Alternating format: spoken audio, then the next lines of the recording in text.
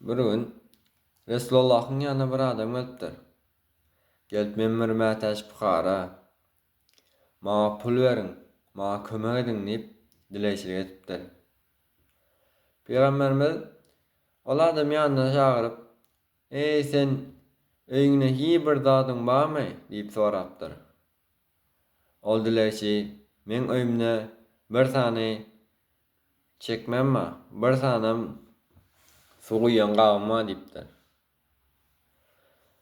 O çekmede aşağıma ýazýan diýipdir, bir ujunam depe, bir ujunam üstüme ýapýan diýipdir. Suw gamyny diňe suw saklaýan diýipdir. Peýgamberimiz Resulullah salam, "Git, bar zatlaryň akel" diýip buyruk beripdir. Ol dileýçi ylgap gidip zatlaryny akelip beripdir. Peýgamberimiz şo zatlary görkezip, "Hiç şu zatlary satyn aljak adam barmy?" diýipdir. Bir adam çykypdyr, "Men 1 dirheme satyn alaryn" diýipdir. Ikinçisi çykypdyr, "Men 2 dirheme satyn alaryn" diýipdir.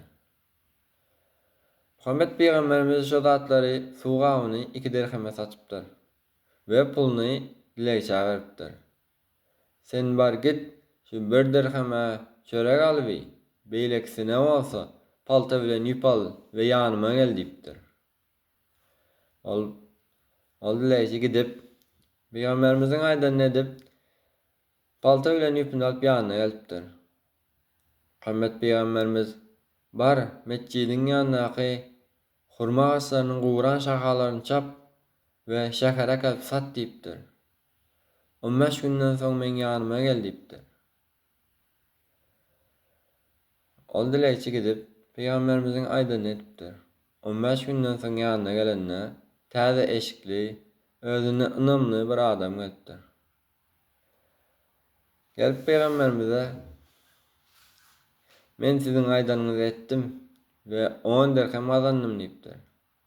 15 dirhemne geyindim, özüme zat aldym, galanyna bolsa satan zatlam izin aldym diýipdir. Şonda Allahyň Resulü şonda şeýle diýipdir.